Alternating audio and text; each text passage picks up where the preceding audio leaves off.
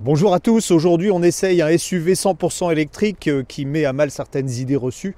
En effet, ce Skoda Enyaq EV est disponible avec plusieurs niveaux de puissance et également plusieurs capacités de batterie. Ici on a affaire au petit modèle entre guillemets avec une batterie de 52 kWh et il est proposé à 36 050 €.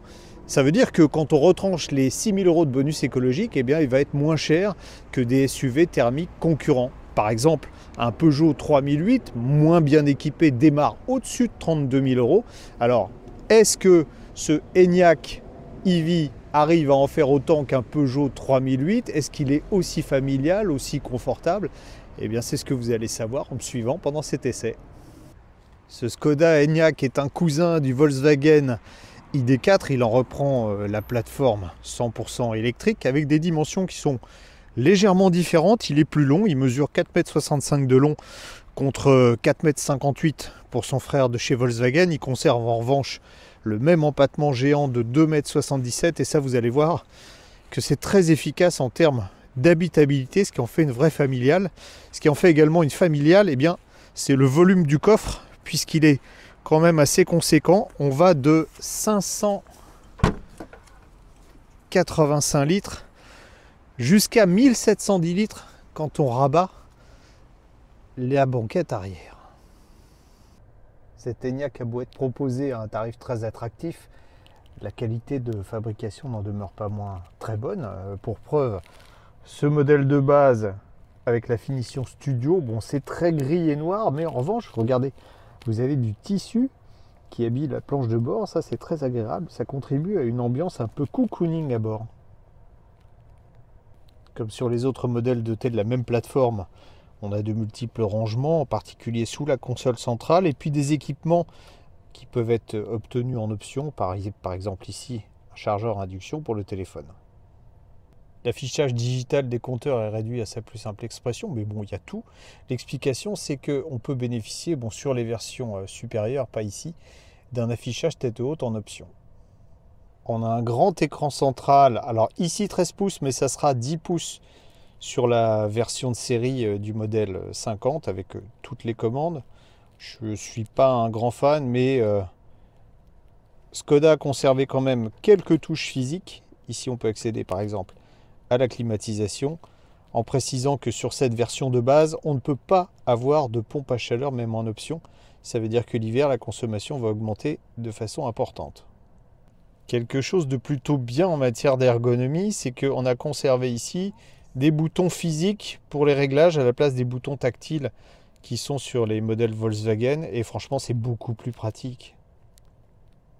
Même pour cette version de base, toutes les aides à la conduite sont livrées en série. Vous avez le lane assist, maintien dans la voie, actif ou pas.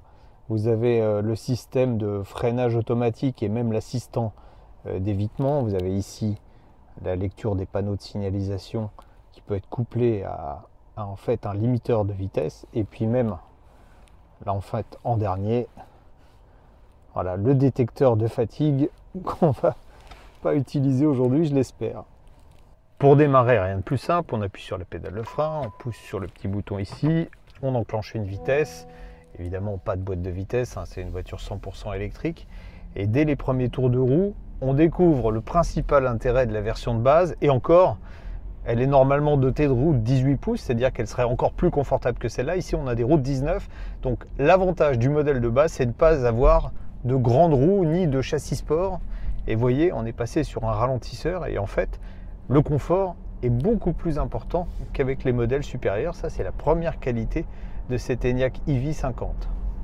On a ici le moteur le moins puissant qui développe 150 chevaux pour 220 Nm de couple. Et vous voyez, regardez, je vais accélérer à fond. Alors c'est pas un veau, mais c'est vrai que quand on est habitué aux autres véhicules électriques, on a le sentiment que la voiture est nettement moins dynamique. Ça, c'est lié aussi au fait que l'engin pèse pas loin de 2 tonnes, hein, 1995 kg dans cette version avec ces options-là. Donc on n'achètera pas un Enyaq pour avoir une voiture avec des performances importantes. Le 0 à 100, je ne l'ai pas précisé, 11 secondes 3, bon, on dira que voilà, on est dans les chiffres d'un monospace classique. Bon, on appréciera d'autant plus le confort de roulement de la voiture que la tenue de route, finalement, ça reste une propulsion, hein. Même avec une chaussée grasse comme ça, ne se montre à aucun moment délicate. On n'arrive pas à faire déboîter le train arrière. On va pas rouler sportivement avec une voiture familiale, mais voyez, en virage, pratiquement pas de roulis. C'est sans doute le bon compromis en matière de suspension. 80-120 km/h en reprise.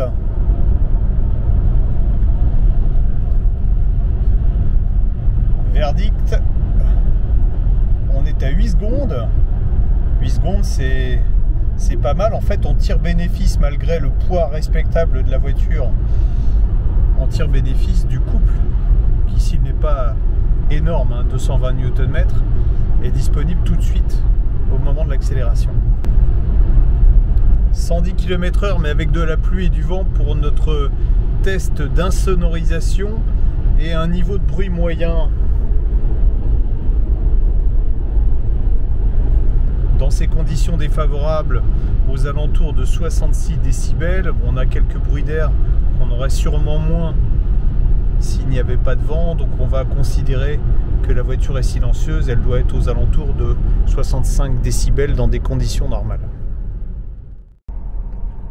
La consommation, bon, il faisait froid pendant cet essai, je vous ai dit tout à l'heure que la voiture n'avait pas de pompe à chaleur, donc ça doit influer pas mal sur la consommation.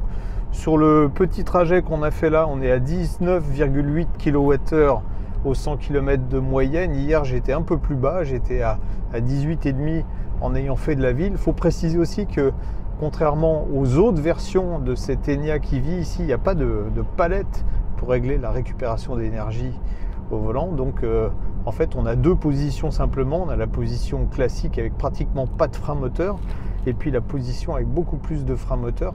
Et ça, sans doute, ça joue aussi, quand on n'a pas vraiment l'habitude de la voiture, ça joue aussi un petit peu sur l'autonomie. Tout ça pour dire quoi? Qu'avec la batterie de 52 kWh, on va faire entre 250 et 300 km au maximum. C'est un peu juste, vu la vocation familiale de la voiture. C'est pour ça qu'on verra à la fin de cet essai qu'il est peut-être plus judicieux de prendre une version supérieure de cette Enyaq. Pour la recharge, cette version de base est un peu moins bien lotie que les autres modèles d'Enyaq, hein, puisque on aura avec le chargeur embarqué en courant alternatif une puissance limitée à 7,2 kW. Vous voyez, on voit bien ici, c'est du mono, ça sera du monophasé. Voilà, donc charge moins rapide puisqu'on a du triphasé sur les autres versions avec une puissance jusqu'à 11 kW. Même chose pour la charge rapide. Là, on est sur une borne, vous voyez, qui peut délivrer jusqu'à 50 kW grâce à la recharge en courant continu, pas en très bon état d'ailleurs la borne. Donc on pourra recharger jusqu'à 50 kW sur cette borne là, mais jusqu'à 110 kW si on a par exemple une borne du réseau Ionity, alors que les modèles supérieurs peuvent charger jusqu'à 120 kW. Ça veut dire que on fait le plein un petit peu plus rapidement sur une borne ultra rapide. Bon, quand même, pour un peu rétablir les choses, sachez que une Renault Zoé, qui a été longtemps la voiture électrique la plus vendue en Europe, ne charge que jusqu'à 50 kW. Et c'est vrai qu'à l'avenir, pour faire des grands trajets, surtout avec des batteries de capacité limitée comme celle-là, 52 kWh je vous rappelle, il faudra charger vraiment très vite si on veut aller loin.